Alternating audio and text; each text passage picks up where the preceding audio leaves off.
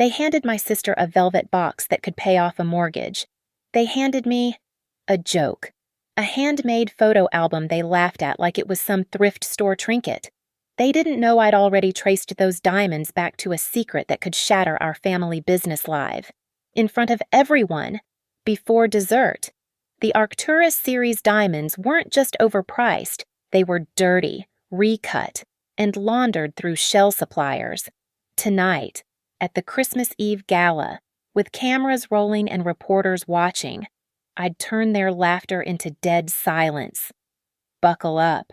My name is Rachel Monroe, and I've never been the daughter my parents wanted. At 31, I spend my days hunched over microscopes at Northlake Integrity Lab, tracing the journey of diamonds from mine to market. My fingertips know the weight of a loop better than they know the stem of a champagne flute. While my sister Lila graces charity galas in custom gowns, I catalog laser inscriptions and chain of custody documents in a windowless room that smells like cleaning solution and burnt coffee. Growing up in our limestone mansion in Winnetka, I learned early that love in the Blake family came with conditions. Lila met them all: the perfect laugh, the graceful posture, the ability to make small talk with hedge fund wives without checking her watch. Me, I counted ceiling tiles during dinner parties and kept lists of everything: grocery items, homework tasks, the number of times Mother sighed when looking at my outfit choices. The anxiety started in middle school, racing thoughts at 3:15 a.m., sweaty palms during family photos, the constant feeling that I was performing life incorrectly. While Lila attended North Shore Country Day with a driver and a credit card, I took the Metra to my public magnet school, working evening shifts at a Lincoln Park coffee shop to pay for my textbooks. "You're so practical," Mother would say, the word dripping with the particular disappointment reserved for daughters who choose sensible flats over stilettos. Father Victor Blake, to everyone outside our family, built Blake Atelier from a single storefront to a magnificent mile empire.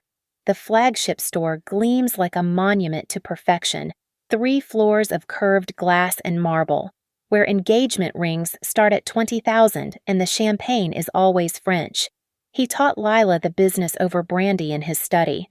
He taught me that silence was safer than disagreement. But here's what they never understood.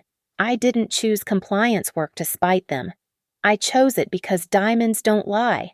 Every stone tells a story in its inclusions, its fluorescence, its microscopic laser etchings.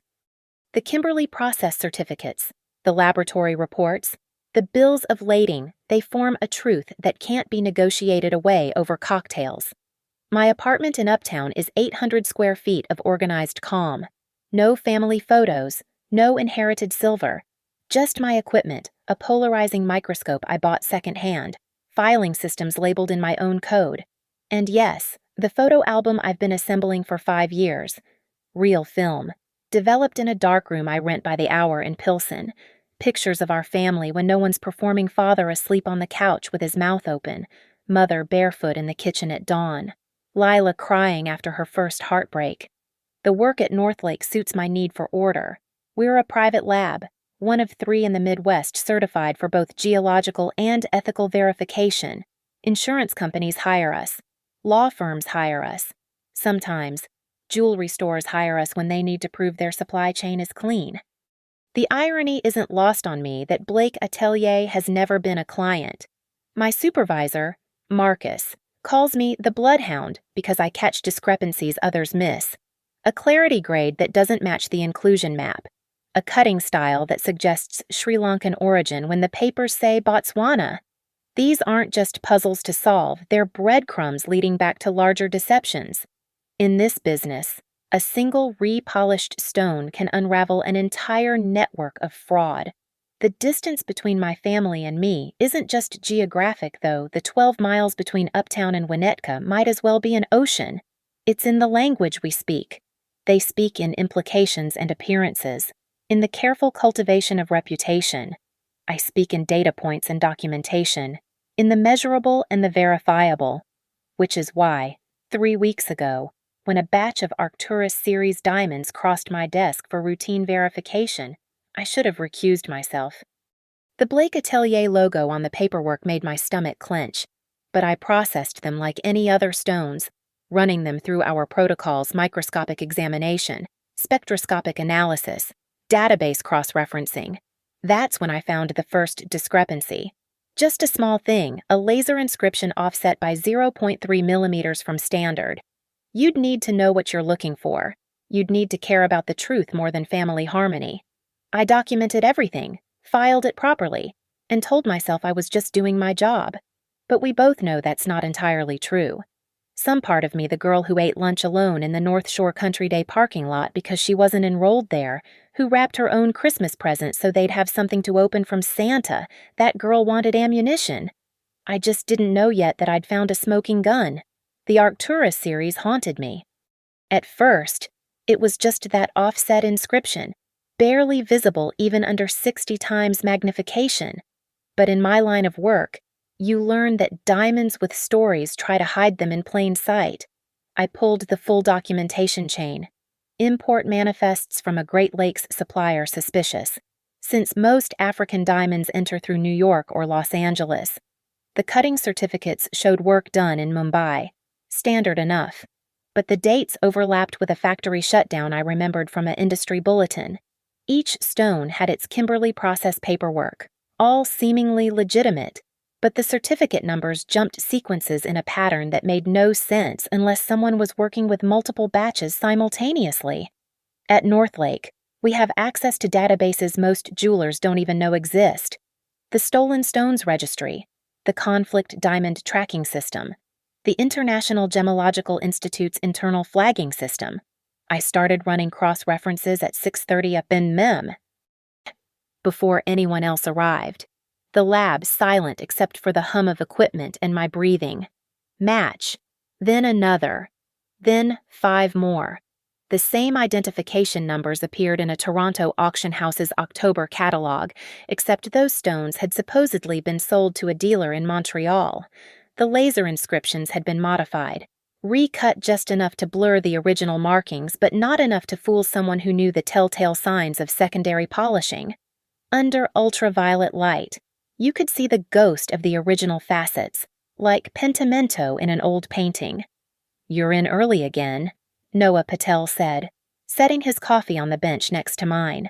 Noah had started at Northlake 6 months after me, the only other person under 40 in a lab full of retirement-age expertise. He understood what it meant to love precision more than people. "Couldn't sleep," I said, which was true enough. He glanced at my screen, saw the Blake Atelier logo. "Conflict of interest. Conflict of everything," I muttered, then caught myself. But Noah just nodded, understanding without judgment. He'd seen me eat lunch alone for 3 years, never asking why I didn't join the others who gossiped about their families over reheated leftovers. "If you need a second pair of eyes," he offered, officially or otherwise. That's when I made my first real decision. Unofficially, yes. We worked in parallel for a week. Noah traced the financial transactions while I mapped the physical journey of the stones. The pattern that emerged was elegant in its deception diamonds from contested regions in Central Africa, laundered through a shell company in the Great Lakes region, recut in facilities that didn't ask questions, then emerged with clean papers and Blake Atelier's premium markup. The ethical implications made my chest tight. Every bride wearing an Arcturus diamond believed she was wearing a symbol of love. Instead, she was wearing a lie that might have funded ammunition, child soldiers, or worse. But it was the personal betrayal that kept me awake at night. Father's sanctimonious speeches about integrity in luxury, mother's charity auctions for war orphans. The hypocrisy was so thick I could taste it, metallic like blood in my mouth. I started building a file. Not at work. I wasn't stupid enough to use Northlake resources for a personal investigation. At home, in a locked drawer, with backups stored in 3 different cloud services under aliases, screenshots, shipping records, spectroscopic analyses, photomicrographs showing the recut patterns. Each piece of evidence labeled with the obsessive attention to detail that my family had always mocked. "You're like a little accountant," Mother had said once, watching 12-year-old me organize my school supplies by subject and date. No sense of beauty or spontaneity. but beauty without truth is just decoration. And spontaneity without justice is just chaos. The call that changed everything came from Ava Rios on a Tuesday afternoon. I'd reached out to her through a professional network, carefully neutral in my inquiry about compliance obligations when discovering potential violations. She was sharp, asking questions that cut straight to the bone. "This is about Blake Atelier, isn't it?" she said after 10 minutes of dancing around specifics. I stayed silent. "I've been tracking similar patterns with 2 other luxury retailers. If you have what I think you have, we're talking about RICO implications, racketeering, federal charges." My hand trembled slightly as I took notes. "What would you need?" "Everything. Chain of custody, financial records, the modified stones themselves if possible, and Rachel." She paused. "You'd need to be prepared for what this means. For your family." I thought about Lila's wedding last year, where I'd been seated at table 12 with distant cousins while she laughed at the head table, diamonds catching the light like captured stars. I thought about every Christmas where my gifts were opened last, an afterthought between courses. "I'm prepared," I said. But preparation and execution are different things. I needed more than evidence. I needed a stage, an audience, and perfect timing. The Christmas Eve gala at the flagship store would provide all 3. Media would be there for Mother's charity presentation, the entire extended family, business partners, and society photographers documenting every moment. I started planning something beyond a simple exposure. I wanted them to feel what I'd felt the ground shifting beneath them, the sudden understanding that everything they'd built was balanced on a lie. That's when I decided to trace the money too. If you're going to burn down a dynasty, you might as well salt the earth. The invitation arrived on cream cardstock so thick it could stand on its own. "The Blake family cordially invites you to their annual Christmas Eve gathering, this year hosted at my grandparents' Lake Forest estate, a limestone monument to old money overlooking the frozen lake." I traced the embossed letters, already knowing this would be the stage for my revelation. 3 days before Christmas, I drove up to Winnetka for the family dinner, the private gift exchange before the public performance. Snow was falling in thick, wet flakes that clung to my windshield. The house glowed amber against the white, every window a perfect vignette of prosperity. Inside, the air smelled of mulled wine and Fraser fir. The dining room table stretched like a mahogany runway, set with the Waterford crystal that came out twice a year. Mother had arranged white orchids in silver bowls, each bloom positioned with surgical precision. "Rachel, finally," Mother said, air kissing my cheek.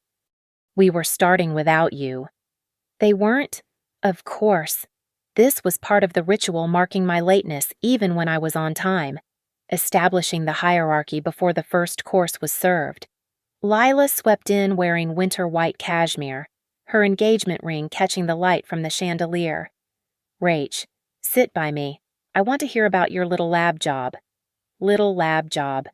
I smiled, taking my assigned seat not by Lila, naturally, but between Cousin Margaret, who sold essential oils, and Uncle Bernard, who was already on his 3rd bourbon. The roasted goose arrived, glistening and perfect, while Father carved with the ceremonial knife his father had used, and his father before that. "Before we dine," Father announced, a toast to another successful year for Blake Atelier. "Our Arcturus series has exceeded all projections." Glasses rose. Mine stayed on the table. "Rachel."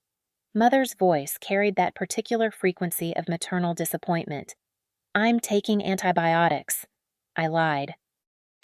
"Can't drink." After dinner, we gathered in the living room with its 16-foot tree, decorated in silver and gold with no trace of the paper ornaments Lila and I had made as children. Those had been archived years ago, Mother's euphemism for thrown away. Father stood by the fireplace, master of ceremonies for this annual theater.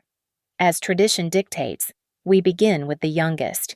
That meant Cousin Emily's new baby, who received a silver rattle from Tiffany that he immediately tried to eat. Then the other cousins, aunts, uncles, each gift opening accompanied by appropriate oohs and ahs. I watched it all like an anthropologist, noting the subtle hierarchies: who got jewelry versus gift cards, who received authentic versus inspired by. Then came Lila's moment. Father presented the navy velvet box with both hands, like an offering. For our brand ambassador, our shining star. She opened it slowly, savoring the anticipation. The necklace emerged, first a cascade of diamonds that seemed to breathe light, then the matching earrings, each stone supposedly perfect, supposedly ethical, supposedly worth more than most people's cars. "Oh my God," Lila gasped. "Is this—" "The complete Arcturus premiere set," Mother confirmed. "For the gala. You'll be wearing a fortune, darling." They turned to me then, almost as an afterthought. I pulled out my gift wrapped in brown paper I'd stamped with gold stars by hand. Inside, the photo album I'd spent 5 years creating. The leather cover was soft as silk, the pages thick cotton paper that would last generations. Father flipped through it quickly, his expression shifting from confusion to something like disdain. There he was, hair mussed from sleep, reading the Sunday paper in his underwear, Mother with her roots showing, no makeup, crying at Lila's high school graduation. Lila at 7, gap-toothed and covered in mud from the garden. How candid, Mother said, the word an insult. "It's very—" Father closed it. "Crafty." Then Lila laughed. Not cruel, exactly, but careless. The way you'd laugh at a child's earnest but failed attempt at art. "Oh, Rach, you and your projects. This is so random. We literally have professional photographers for a reason. Maybe we can use it as a prop," Mother suggested, "for the vintage display at the store." Uncle Bernard chuckled into his bourbon. "Nothing says Christmas like reminding everyone what you look like first thing in the morning." "At least it's not another donation to that aggressive environmental group," Aunt Patricia added. "Remember that year?" They were all laughing now. The album passed around like a curiosity. Pages flipped without seeing. 5 years of watching, waiting, capturing truth in silver halide, reduced to a punchline. I excused myself to the bathroom and stood looking at my reflection in the gilt mirror. My eyes were dry, which surprised me. I'd expected tears, but what I felt was cleaner than sadness. It was clarity. When I returned, Lila was holding the earrings up to the light, watching them fracture the chandelier's glow into rainbows. "I can't wait for everyone to see these at the gala." "Neither can I said quietly, because now I knew. If they could laugh at truth offered with love, then I'd give them truth delivered with precision. The album wasn't just rejected, it was mocked. And in that mockery, they'd signed their own warrant. I drove home through the snow, planning. The gala was in 3 days. Ava had the legal framework ready. Noah had agreed to verify my findings independently. All I needed now was one more piece: access to Lila's jewelry on the night itself, to prove the connection in real time. The radio played Christmas songs as Chicago's skyline appeared through the snow. Silent Night felt like a promise. Soon enough, their night would be anything but silent. The morning after the gift exchange, I couldn't stop thinking about those diamonds around Lila's neck. Under the chandelier's light, I'd noticed something wrong with the fire. The way light moved through the stones suggested repolishing. A subtle but telltale sign to anyone who knew what to look for. At my apartment, I spread out everything I'd gathered over the past 3 weeks. The evidence formed a constellation across my dining table: printouts, photo micrographs, shipping manifests. But I needed more than paper. I needed the smoking gun. I called Noah at 7:15 a.m. "Can you meet me at the lab unofficially?" "Already here?" he said. I pulled something interesting from the Toronto auction records. At Northlake, the building was empty except for security. Noah had commandeered the conference room, papers spread across the table like he was planning an invasion. "Look at this." He pointed to a magnified image on his laptop. "Same laser inscription as the Arcturus stones. But the auction was 11 months ago. The paperwork shows they were sold to Marchant Holdings in Montreal." Marchant Holdings doesn't exist, I said. I checked. It's a shell company registered in Delaware, dissolved 6 months ago. Right. But guess who signed the dissolution papers? He pulled up another document. Gregory Voss, your father's golf buddy. The one who runs that import business out of the Great Lakes facility. I finished. The pieces were clicking together. They're washing them through multiple transactions, creating fake provenance. Noah nodded. The original stones are from Angola, maybe Sierra Leone. Conflict zones.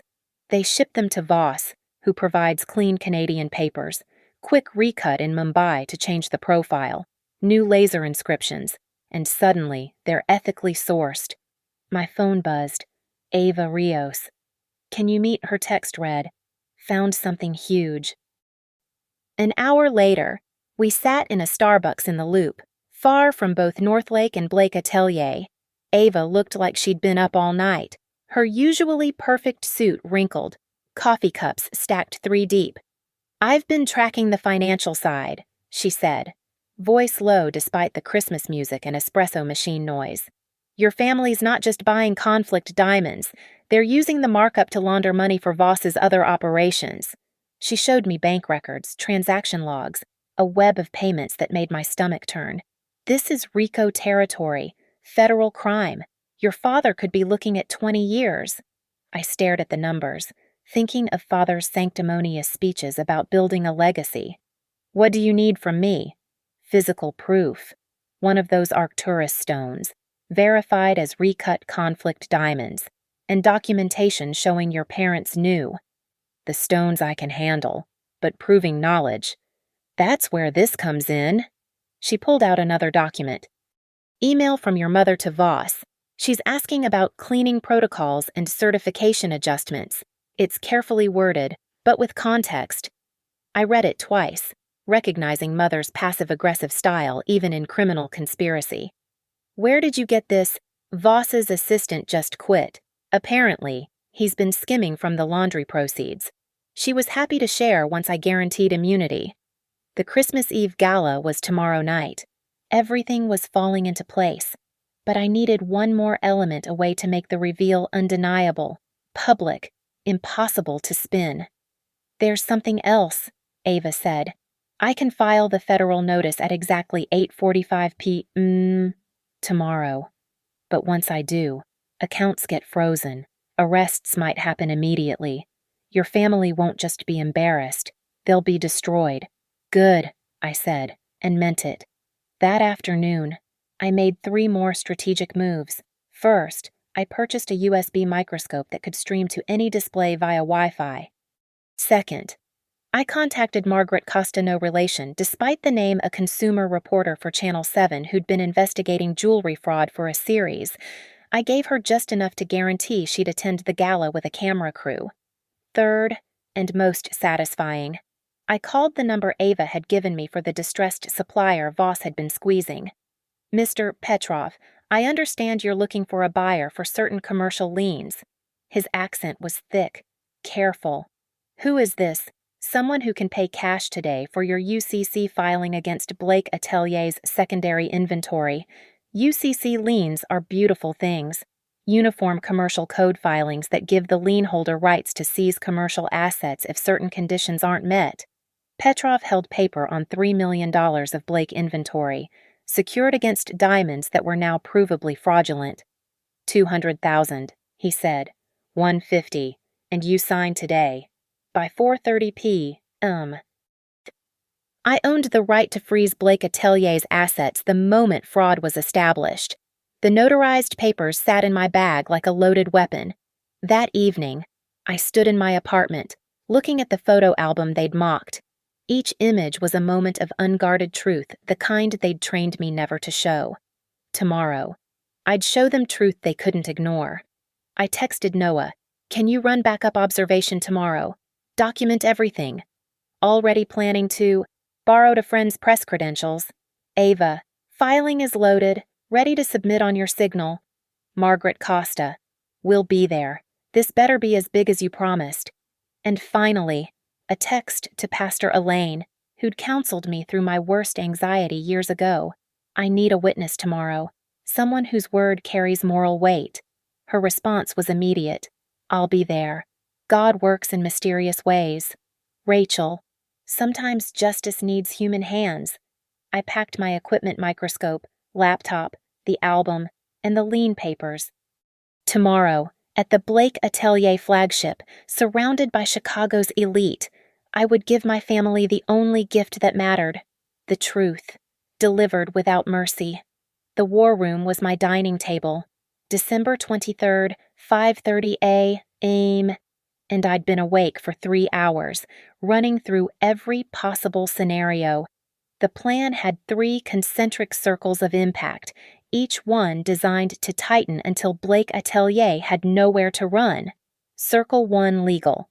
Ava had prepared everything with surgical precision.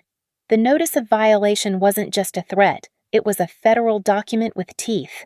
She'd packaged the evidence in what lawyers call a litigation hold format, every photograph time-stamped, every document authenticated, every chain of custody verified. The draft filing for the Illinois Attorney General included 47 pages of exhibits showing the money trail from conflict zones to Michigan Avenue. The moment you give the signal, she'd explained. I file electronically. The AG's office has a prosecutor on standby. They've been watching Blake Atelier for 6 months but didn't have enough for a warrant. Your evidence changes that. The UCC lien I'd purchased from Petrov was even more elegant. Commercial law allows immediate asset seizure when fraud is demonstrated in secured inventory. Every Arcturus diamond in the store, in the vault, in transit, all would be frozen the moment I executed the lien. Circle 2. Media, Margaret Costa. I'd gotten her name wrong initially, was hungry for this story. Consumer fraud was her beat. But this was bigger international crime, family betrayal, and a Christmas Eve revelation. She'd agreed to my terms, no broadcast until 8:45 p.m., but her cameras would be rolling from the moment they arrived. I'd created a digital press kit on a secure server. 1 click would release everything to her and 6 other journalists simultaneously: the financial records, the photo micrographs showing recut stones, the email chains between Mother and Voss. The URL was hidden behind a QR code I'd had printed on elegant cards. They looked like business cards until you scanned them. Think of it as WikiLeaks meets high society, Noah had said, helping me encrypt the server. Once it's out, it can't be stopped. Circle 3 Community. This was the subtlest circle, but potentially the most devastating. Pastor Elaine commanded respect across Chicago's North Shore. She'd agreed to attend as my +1, a moral witness whose presence would prevent Father from trying to strong-arm me privately. I won't lie for you, she'd warned, but I'll stand with you as you tell the truth. I'd also reached out to 3 major clients of Blake Atelier, sending anonymous tips to check their certificates against the Toronto auction records. By tomorrow night, they'd be asking questions Father couldn't answer. The masterstroke came that afternoon. Using Northlake Integrity Fund, a legal entity I'd created for this purpose, I registered as a premium sponsor for Mother's charity auction. $5,000 bought me 3 minutes at the microphone and, more importantly, the right to project visual materials on the main screen. Name for the program, the event coordinator had asked. Just put Northlake Integrity Fund supporting transparency and luxury. She hadn't caught the double meaning. I prepared my tools like a surgeon. The portable microscope could connect to any display via Wi-Fi, its resolution high enough to show laser inscriptions clearly. The laptop held backup documentation, organized in folders labeled with timestamps 8:40 for the initial reveal, 8:43 for the evidence, 8:45 for the legal filing, the speech I wrote and rewrote 12 times. It had to be perfect, factual enough for legal protection, clear enough for public understanding, devastating enough that they couldn't recover. 3 minutes to destroy an empire. Ladies and gentlemen, transparency isn't just about clarity, it's about truth. Tonight, I'll demonstrate both. That was the opener. The closer was even better. At 2 p.m., I visited a theatrical supply shop in Andersonville. I need something that photographs well under bright lights. I told the clerk. Something that makes a statement. She sold me photographer's white gloves, the kind museums use for handling artifacts. They'd make every gesture visible to the cameras, every movement deliberate and recorded. Noah texted at 4, "Voss just landed at O'Hare. Private jet from Toronto. He knows something's up." Good. Let him sweat. Ava called at 5. "Federal marshals are on standby. If your parents try to leave the country after the filing—" "They won't," I said. "Their arrogance won't let them believe they're in danger until it's too late." The final touch came from an unexpected source. Lila texted at 6, "Can't wait to see you tonight. I'm wearing the Arcturus set. Photographer from Vogue will be there." Perfect. The evidence would be around her neck, documented by fashion media.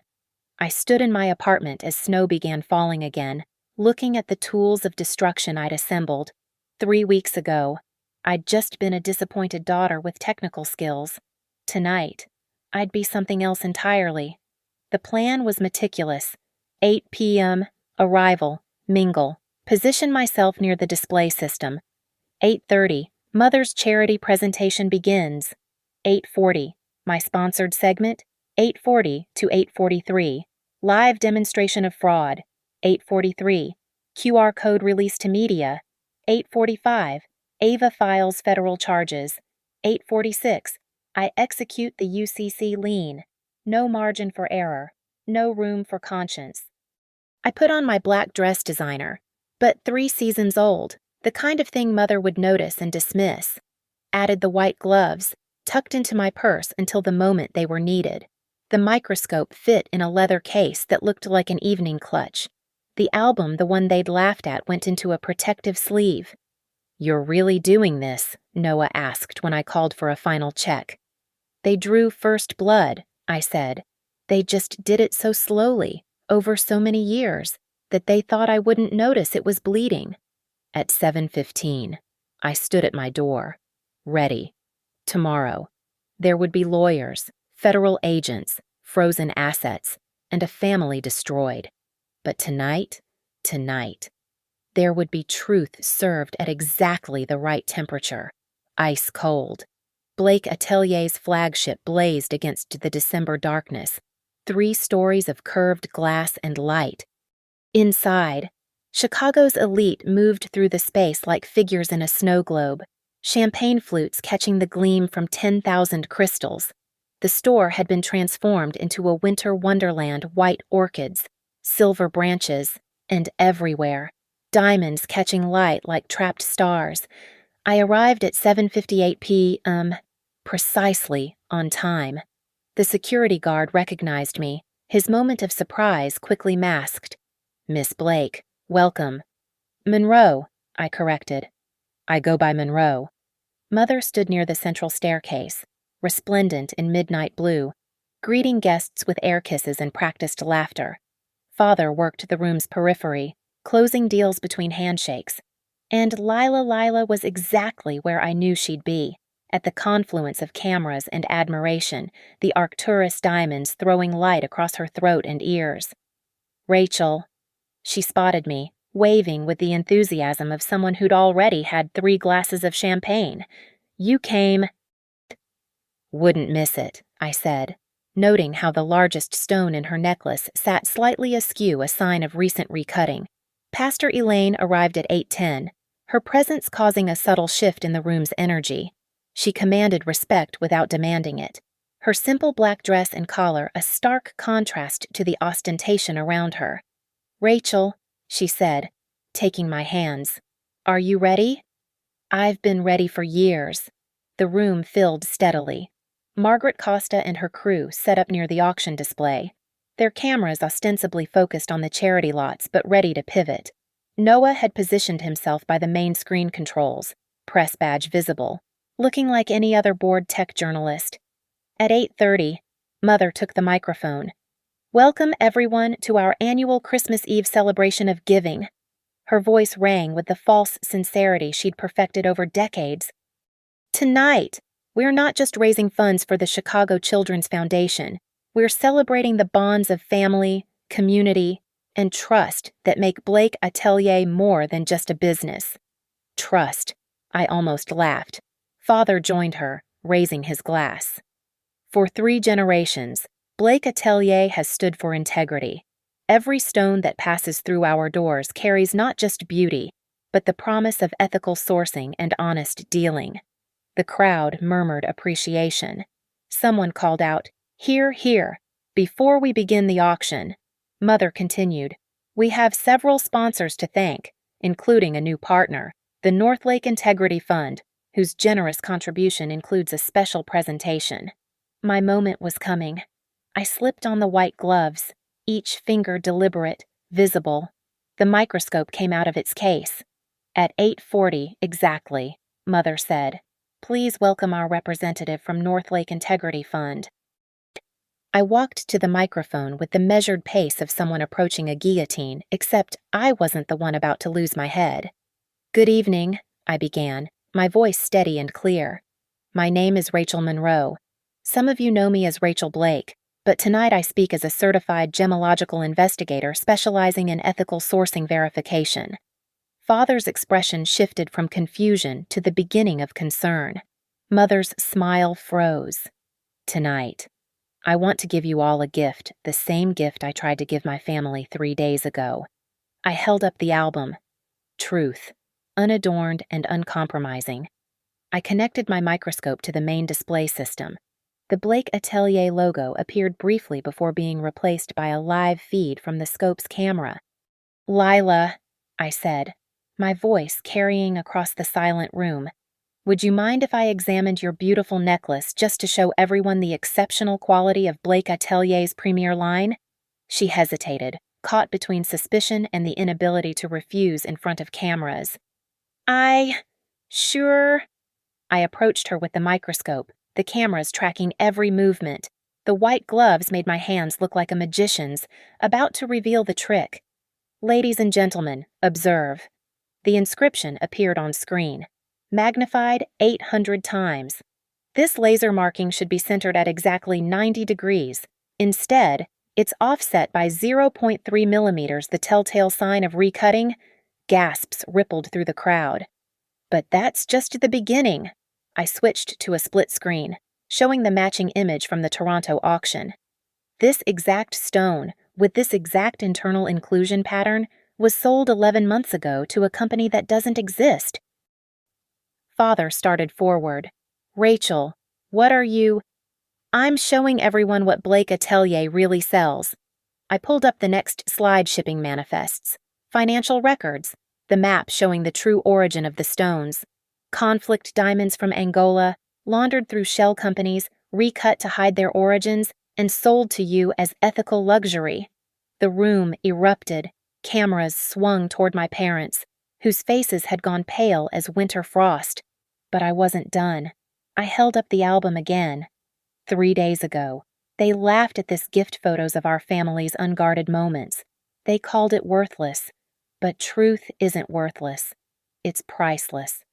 On screen, the email appeared Mother's message to Voss about cleaning protocols. "This is outrageous," Father roared. "Security." "I wouldn't," Ava Rios said, stepping forward with perfect timing. She held up her phone. "Notice of federal investigation, filed with the Attorney General 30 seconds ago. Blake Atelier assets are frozen pending investigation." Pastor Elaine moved to the microphone. "I've known the Blake family for 15 years. What we're witnessing tonight isn't cruelty, it's consequence. When we build empires on deception, we shouldn't be surprised when truth becomes the earthquake that brings them down." I pulled out the QR cards, fanning them like a poker hand. "For our media friends, full documentation is now available." Phones came out across the room, the QR codes scanning in a wave of small electronic beeps. The silence that followed the QR code symphony was absolute, crystalline, perfect. Then Father found his voice, the one he used to intimidate suppliers and small business partners. "This is corporate sabotage." He turned to the crowd, arms spread like a desperate preacher. "My own daughter, clearly disturbed, trying to destroy—" "So I activated the data room," I said, cutting him off cleanly. The main screen flickered, showing a simple URL and download counter. 17 journalists now have access. 23, 31. Every document, every fraudulent certificate, every laundered transaction. Margaret Costa stepped forward, her cameraman following. Mr. Blake, would you care to comment on these specific invoices showing diamonds purchased from regions under UN sanctions? Mother grabbed father's arm, her manicured nails digging in. Don't say anything. But I had more cards to play. You have two choices, I announced, pulling out the formal agreement Ava had prepared. Option 1, Blake Atelier signs this tonight. Full admission of violations. Return of all profits from the Arcturus series to a victim restitution fund. Transfer of supply chain oversight to North Lake Integrity Lab for the next 5 years.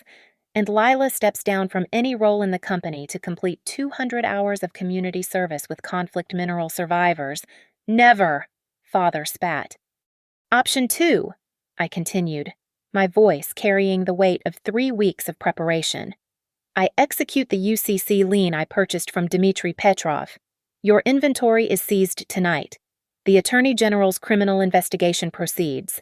Your accounts, all of them, including the ones in Bermuda you thought I didn't know about, remain frozen. And the journalists currently downloading evidence run their stories without any mitigating statement from you. Lila finally spoke, her voice small and broken. Rachel, I didn't know. The diamonds. I thought they were... You thought they were special. More special than a handmade album of family memories. I turned to her, and for the first time tonight, I let the hurt show. You laughed. Lila.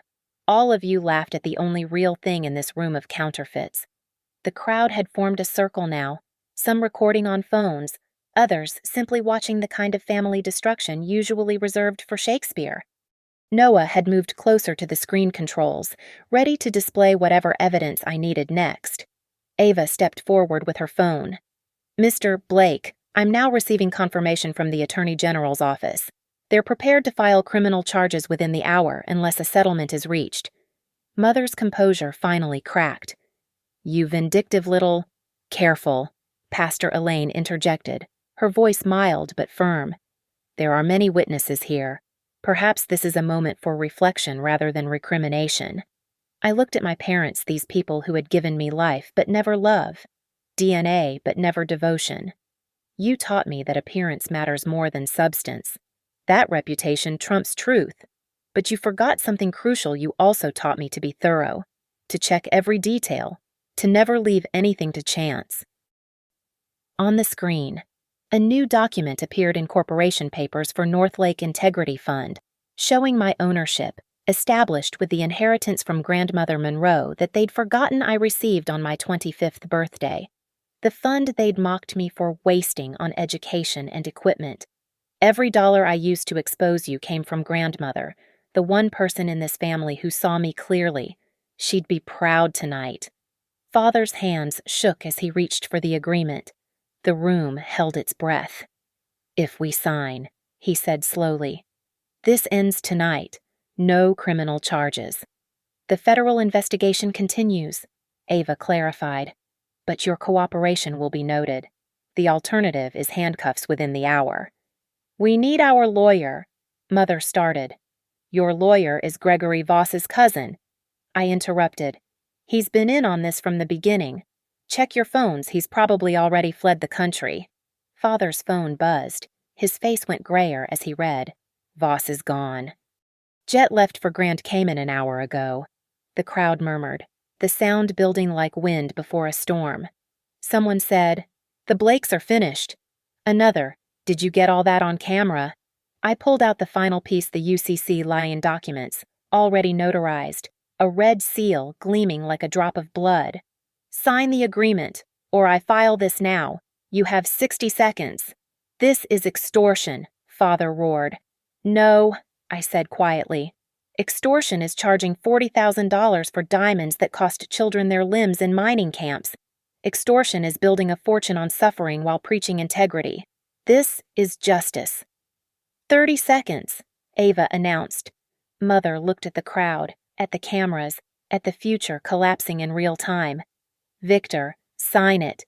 20 seconds. Lila pulled off the necklace, the diamonds catching light one last time as she set them on the display case.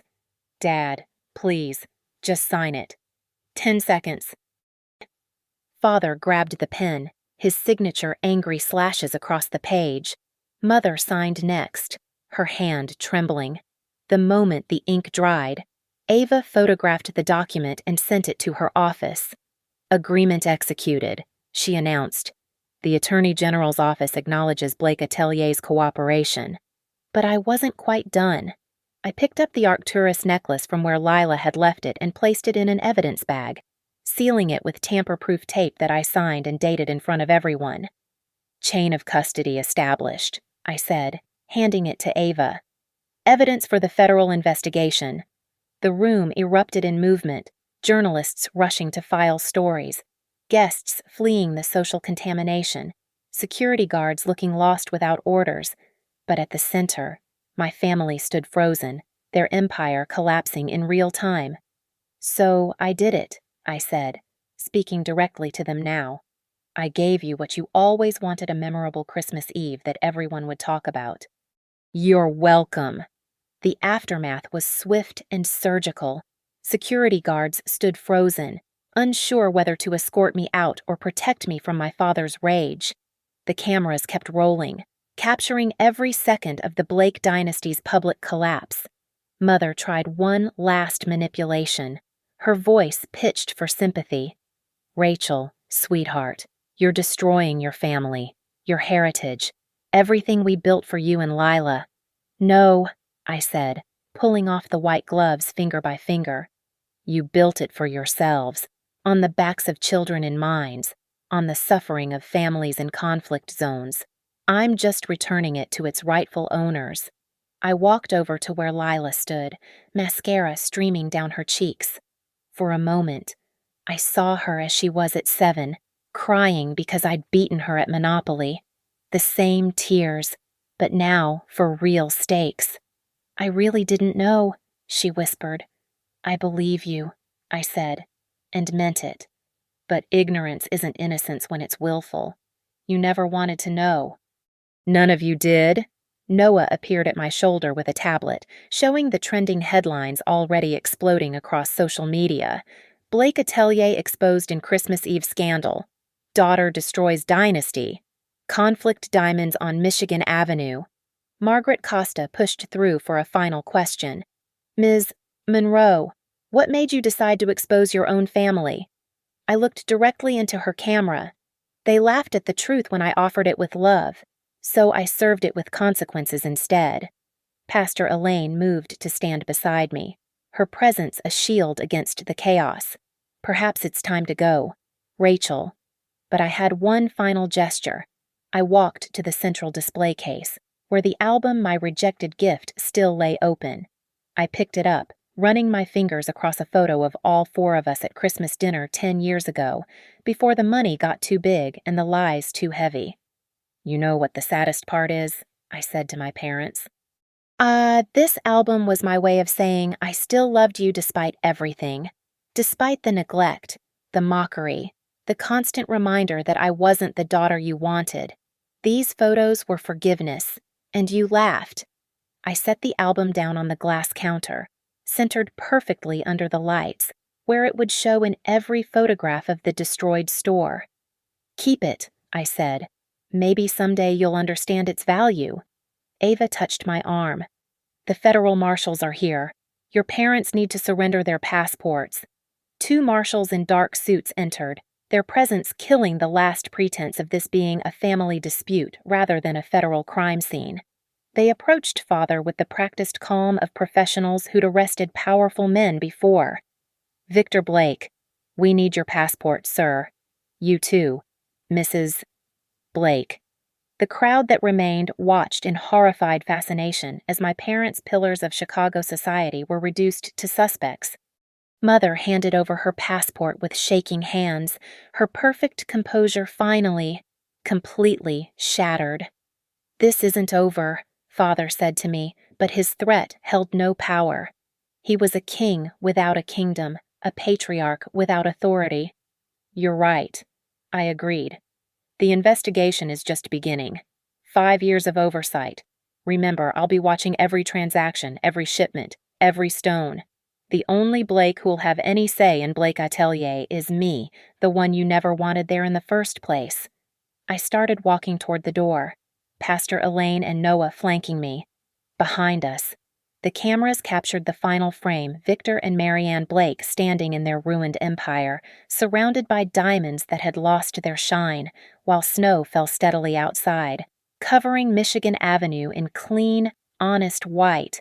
At the door, I turned back one last time.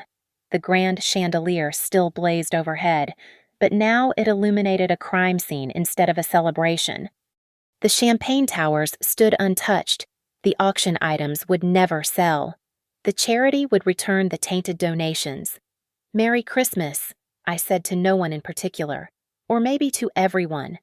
Outside, the December air hit my lungs like absolution. Snow swirled around us as we stood on the sidewalk, watching through the windows as federal agents began cataloging evidence. My phone buzzed with messages colleagues, distant relatives, reporters, strangers who'd watched the live stream. "Any regrets?" Pastor Elaine asked. I thought about Lila's tears, mother's shattered pride, father's impotent rage, about the family dinners that would never happen again, the business that would never recover, the Blake name that would forever be associated with scandal. "No," I said, watching my breath cloud in the cold air. They made their choices.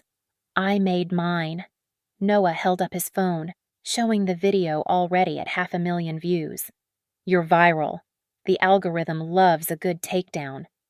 It wasn't about that, I said, though I couldn't deny the satisfaction of seeing the view count climb. It was about the truth. "The truth," Pastor Elaine said softly, "has a way of finding light, even through the smallest cracks." A town car pulled up. Ava had arranged it, knowing I'd need an escape route. As I slid into the back seat, I took one last look at Blake Atelier, the flagship store my father had built as a monument to success, now a mausoleum for a poisoned legacy.